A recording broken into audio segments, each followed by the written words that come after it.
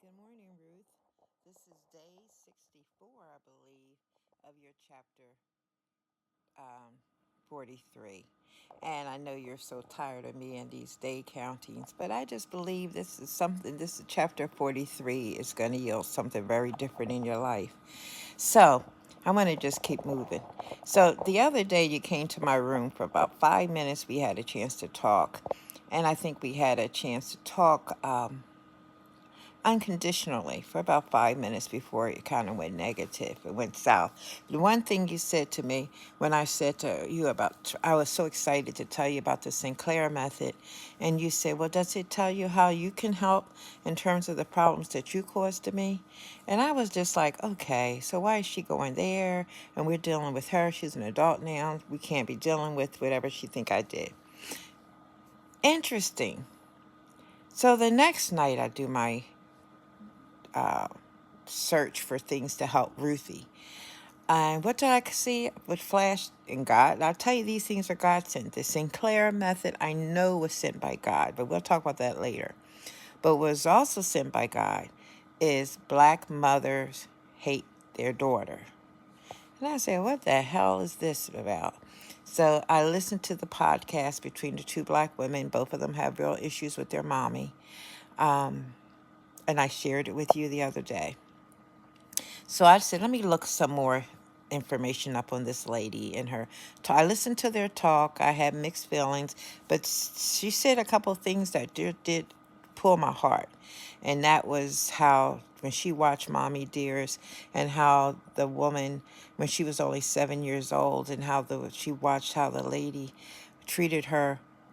The lady had adopted a girl and a boy, and how the lady treated the boy so much better, so nicely, and treated her, well, really, she treated her despicably. I think criminally when you think about it. Um, and as a 7 year old, she looked and watched the movie and started crying and said, "Oh, that's my life."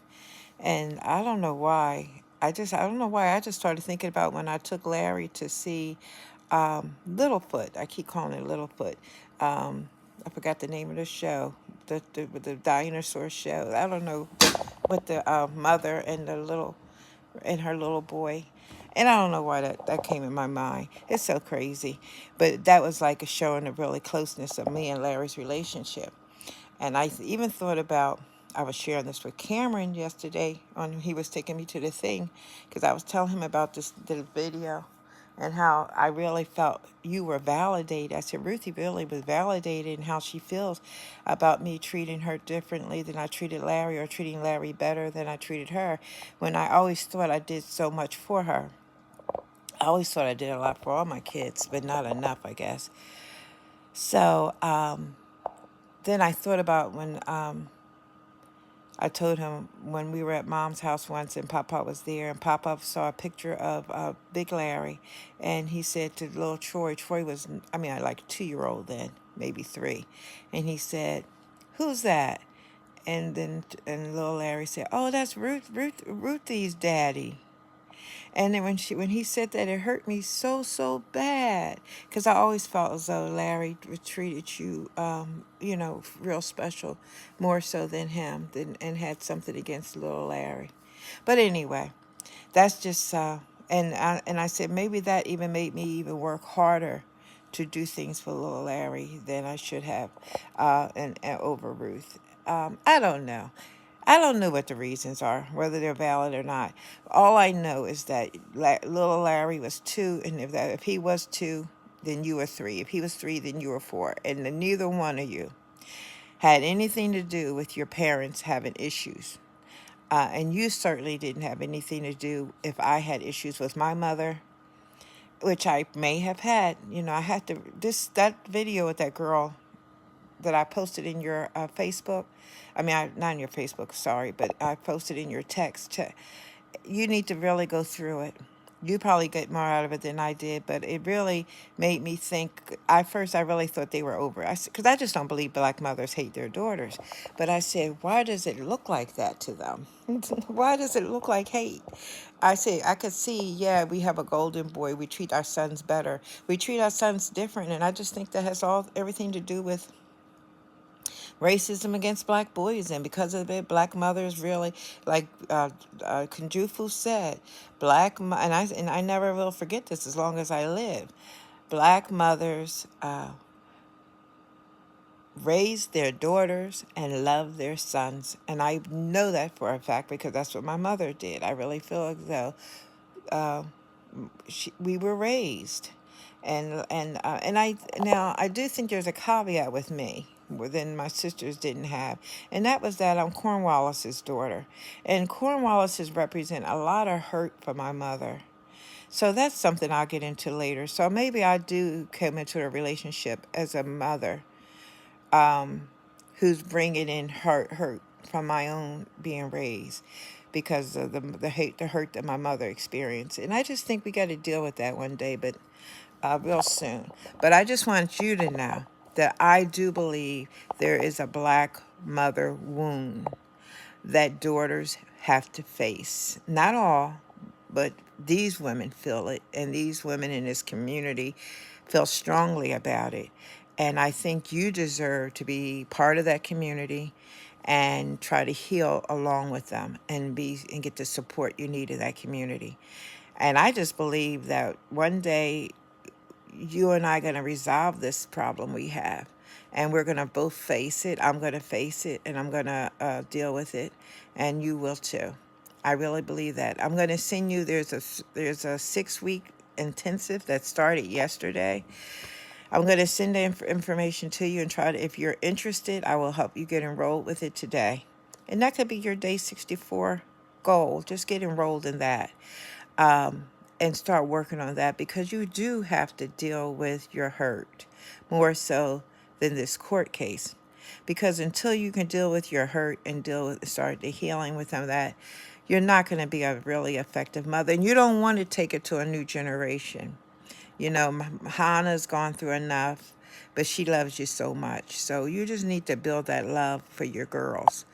And you and I need to resolve whatever caused you to have the pain that you have to the point that you are actually suffering with this substance abuse disorders, whether it's alcohol disorder, abuse disorder, or now it's meth abuse disorder.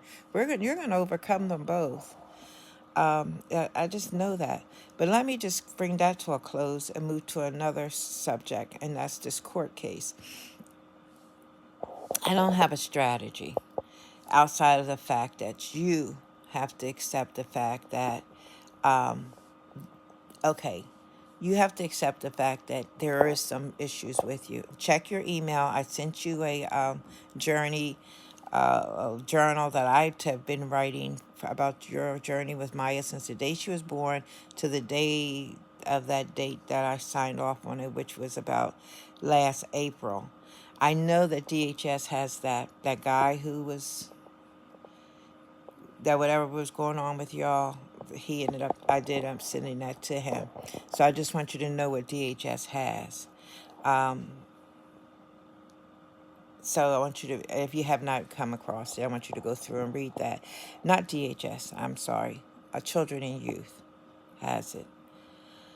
Now, whether they want to use it or not, I don't know. Whether you ever got back to Children and Youth or not, I don't know. But if you have not gotten back to them, and DHS reached out to them, more than likely, whatever they have, they're shared it with DHS. But I just know that lady who called me, when I called her back, she was very positive about trying to bring all the resources that they had to support you, Maya being with you when she's here, when she comes to visit you. Because, well, that's another long story, because she knew that you're supposed to have Maya per a week. I thought you just had Maya on the weekends. So she was planning to support her for a week. But now, okay, let's let all of that go. Let's just get to the point with, because I think he's pretty much got this case won.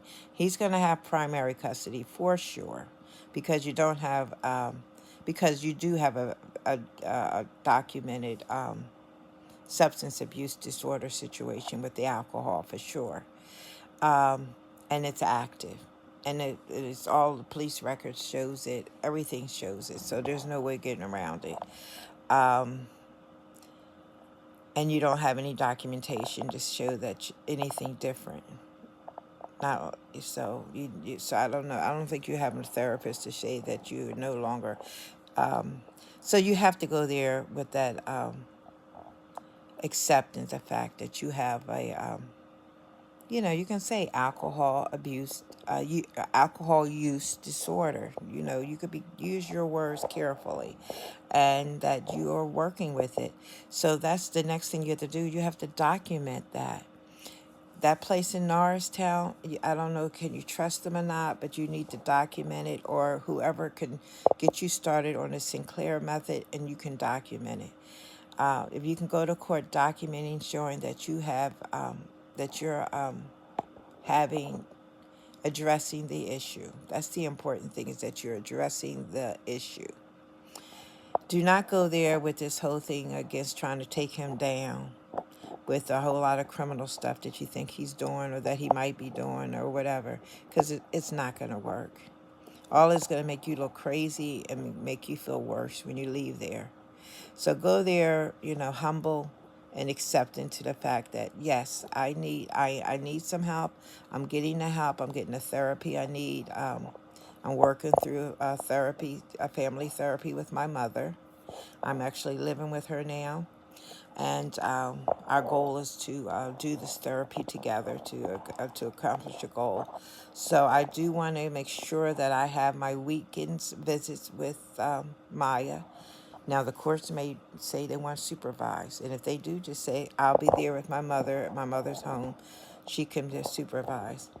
And if not, there's other family members who will. So that way, the courts won't try to get you to have supervised in the city to see her. Um, And I mean, that just happens because that's what happens when people are having substance abuse. They do feel like the children have to be supervised visits. And that's only a short time. And it may not even come up. I'm just saying, I just want you to be prepared in case it does. But if it doesn't come up, you're just asking for your weekend visits right now.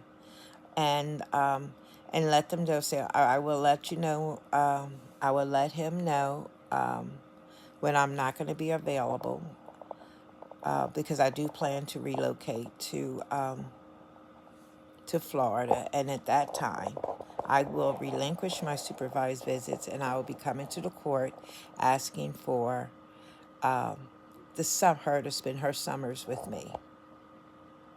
Period. Let him think about that. And if I go there, like if you go, like suppose you go next week to Florida to live, you want to talk to the courts about her spending Christmas with you. You like for her to be with you for Christmas, and she can be with him for Thanksgiving, or vice versa, or however you want to do it. But that's the kind of thing I think that's the mode you have to go in. That's the fight mode you're going to have to be in. And I think it's going to blow his mind because, first of all, I think his biggest thing is that he doesn't want you to go to Florida. Think he can have that kind of control. And in fact, but you're saying, for you to say that, do you already have your plan to go? And you already have a plan, if you go, how you're going to see Maya. Then that means Maya's on him, which he doesn't really want the whole time, after you leave. And you moving on to a new life, which is going to not something that he's not going to want. So it's not. So you don't have to take him down the way you want to take him down, because it's a waste of attorney money.